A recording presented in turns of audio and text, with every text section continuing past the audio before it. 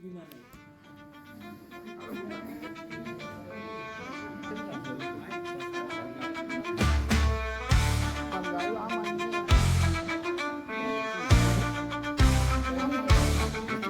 Wahai saudaraku, bangkitlah bersama. Rasio moral kita sinar murni cahaya. Padu dengan dakwah jalan yang mulia. Berjuanglah Intinya, untuk bangsa dan amal kita lebih panjang daripada usia. Usia.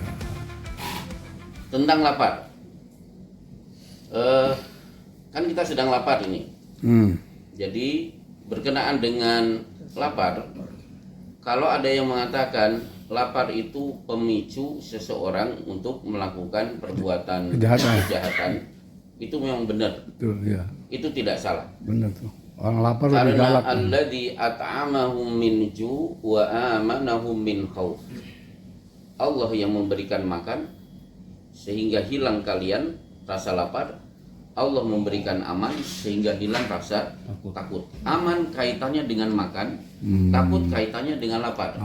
Berarti nggak bisa dipisahkan.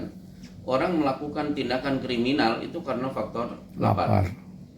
Termasuk wa id qala Ibrahimu rabbi ja'al hadza baladan amina. Kenapa aman? Warzuq ahlahu minats tsamarat. Berikan rezeki penduduknya dengan berbagai macam buah. Berarti Mekah tidak akan aman kalau tidak ada rezeki. Jadi faktor lapar itu bisa memicu seseorang melakukan perbuatan jahat. Itu kaidah umum. Tapi tidak berlaku bagi kaum muslimin. Oh gitu. Tidak berlaku. Justru laparnya umat Islam, mereka akan mencetak banyak prestasi. Mereka akan mencetak banyak prestasi. Contoh, Abu Ubaidah membawa pasukan perang. Ternyata oleh Rasulullah tidak diberi bekal kecuali u'tilana tamrotan fahada takfina ilal yaum.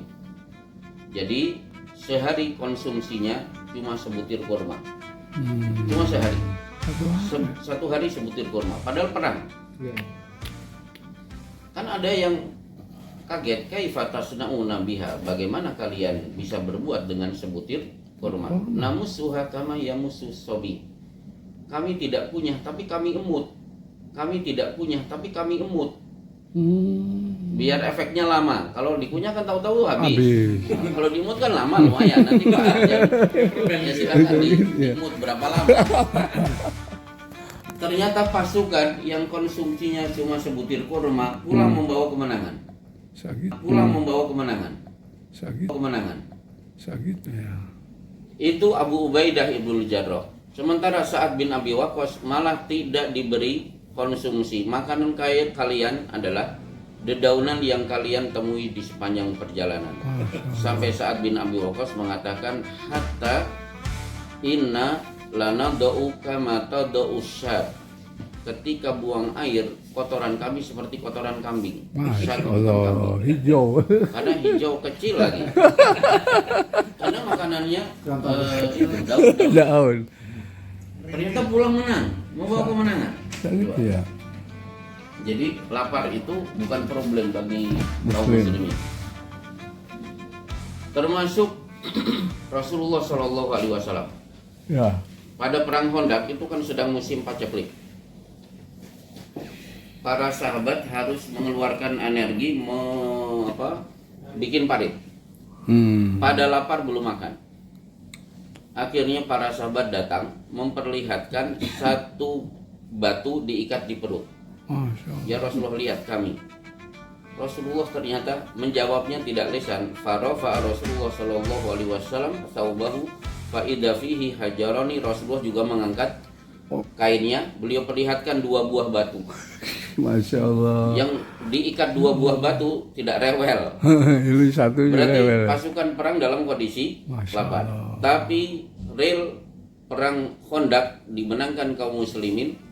Bahkan Rasulullah bersumpah, wallahi al-an nagzuhum wa la yagzunana. Demi Allah, kita yang akan menyerang Mekah dan tidak ada ceritanya orang Mekah berani menyerang kita lagi. Itu pasukan yang lapar.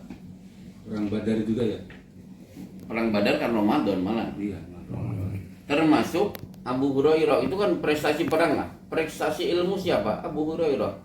Nanti di Riyadhus Shalihin bisa dibuka di Fadlul Ju' wa Husunatul Is, bab keutamaan lapar dan hidup bersahaja. Abu Hurairah itu orang yang hafalannya ranking 1 tapi hariannya adalah lapar. Bahkan tapi Abu Hurairah punya prinsip, saya lapar tidak boleh ada yang tahu. Tapi akhirnya kan ketahuan karena dia ketika berjalan antara masjid dan rumah Rasulullah, dia terjatuh. Yang menolong ternyata memegang perutnya, ini pingsan karena belum makan. Kira-kira berapa jam Abu Hurairah belum makan akhirnya sampai pingsan. Tapi ranking 1 hafalannya. Nah itu era dulu lah. Berapa lama? Era Abdul Baqi bin Makhlad itu seorang ulama yang dulu menuntut ilmu. Orang miskin, lapar, tapi punya prinsip, innama ashku bathi wa husni ilallah. Saya hanya mau mengadu kepada Allah, nggak usah curhat, nggak usah bikin status di WA.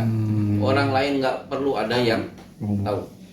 Akhirnya kalau lama-lama lemes, dia berdoa, ya Allah berikan solusi bagi perutku tanpa harus minta kepada orang lain. Akhirnya Allah pertemukan dengan pabrik roti.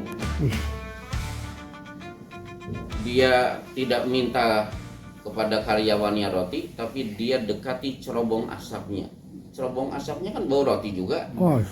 Dia berdoa kepada Allah, jadikan ya Allah asap ini sebagai pengenyang perutku.